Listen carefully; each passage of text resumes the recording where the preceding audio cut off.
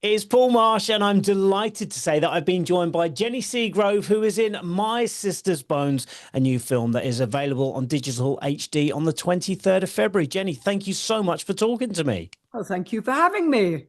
Well, this is one of those films that there is so much that I want to talk about, and then there's certain things that we can't talk about. So we're going to kind of have to skirt around some of the bits and pieces. Let's start at the beginning. How did you first get involved in the project, and what made you think that you had to be a part of this? It My late partner Bill Kenwright loved making movies, and because I'm an actress that he believed in, he was always on the lookout for good roles for me. So he bought this book and he read it and he went, "Oh, babe, I'm really sorry, you're too old for it." I went, "Oh, that's a shame. It's a really good book. Never mind. We'll look for something else." And then a year and a half or something passed, and he'd thought about it and he'd rung the author and he'd said, "Listen, I think Jenny Seagrove's really, really right for this role, but she's a bit old for it. Would you mind if the character is a bit older?" And they talked it through, and she didn't mind at all. In fact, she thought it was actually quite good. So then he said, "Jen, we're going to do this picture." And I was like, "Oh, okay." Um, Sorry to interrupt. What specifically was very important in the book that made the character younger? Childbearing. Right. Okay. She was of a childbearing age, and patently I'm not Anymore. anymore. No. So yeah, so you got the role, and then you thought, immediately this is something that I have to do. Oh, yes. I mean, it's such an interesting story. It's such a complex story. And Kate is such an interesting character. She's so together because you have to be a war journalist, and she's so apart, and she's on drugs for her mental health, but she's sort of holding it together, and she's just a really interesting woman. Yeah, she's certainly somebody who has been through the ringer. She's been through it, and she is trying to get to the other side. Absolutely. Yeah. And there's no guarantee that she's going to make it. Yeah, did it take a toll on you personally? Because, throughout it, your character is incredibly stressed and tired and worn out. Did you get to the end of filming and really feel it? It's a weird thing because I always take my characters on and they live in me.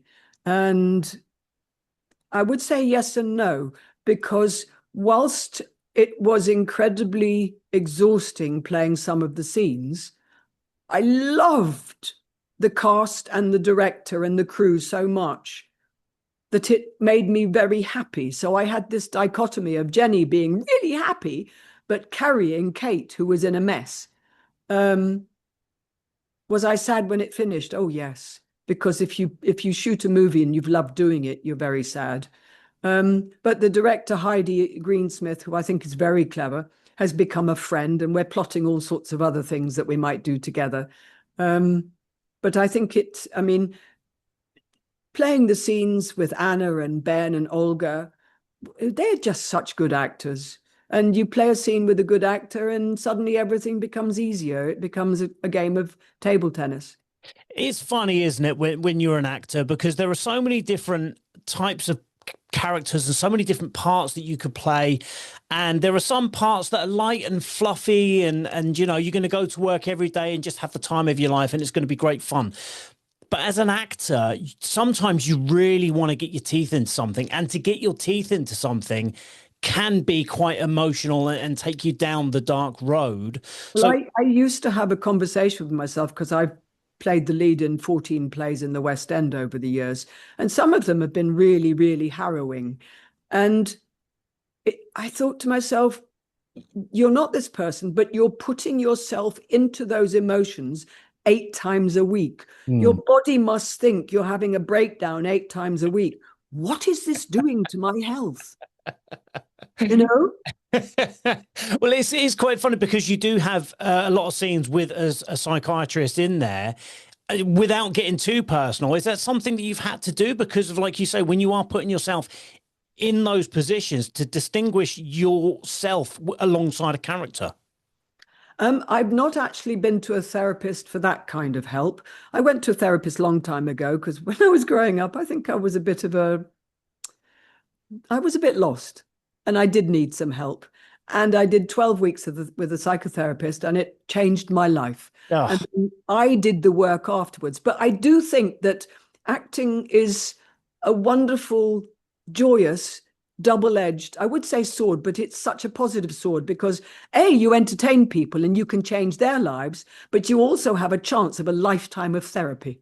yes. Yeah. And Yeah. it has been therapy. It Yeah. absolutely has. It's been an exploration about human behavior. It's been an understanding and a growing understanding of people. And it's endlessly fascinating. And you get to wear all those hats, and the great thing is much as what they say about having grandchildren or nieces and nephews is you get to give them back at the end of the day. That's it. You go to other countries and other people's lives, and you go, that was lovely visiting that life. I'm leaving now and going back to mine. Well, you've mentioned the fantastic cast, and it is a truly fantastic cast. I mean, like you say, you were opposite Anna Friel and Ben Miles, but also the locations as well. Now, it doesn't sort of say where it's set, but it is somewhere on the coast in Britain, and it's not during the summer. It's certainly not during. It was actually Herne Bay in Kent, and we wanted doom and gloom and rain. Yes, yeah, very We're much. making this sound a really must-see film. But, Well, somebody with angst and this, that, and the other being harrowed and doom and gloom. It is a film that I'm just going to tell people what I think it is. It's a film where you go, oh God, Jesus, something's just happened. Now we're in a sort of relatively normal life, but it's not quite normal. And I'm not quite sure what's happening. And is something else nasty going to happen? And then you get to the end, and something happens at the end yes. Well, we listen, can't talk about. no, that we absolutely can't talk about. There is a huge twist at the end that we are going to not talk about. The only way you're going to find out is by watching the film. And you've got to stick with it because You it's a slow absolutely. burn. Well, there's a huge thing at the moment, of course, isn't there, with this, writers talking about second screen writing and having to write TV shows and things for people who are watching the TV show, but also on their phone at the same time. And I think that this is the complete opposite of that. This is something, and we were saying earlier, there is light comedies and fluffy sitcoms and all of these other bits and pieces, and they all have their place, and that's absolutely fine. But I think that this is a film that you absolutely invest in.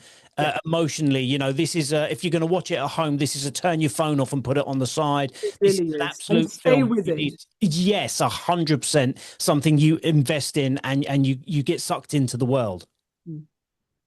I'd agree with that.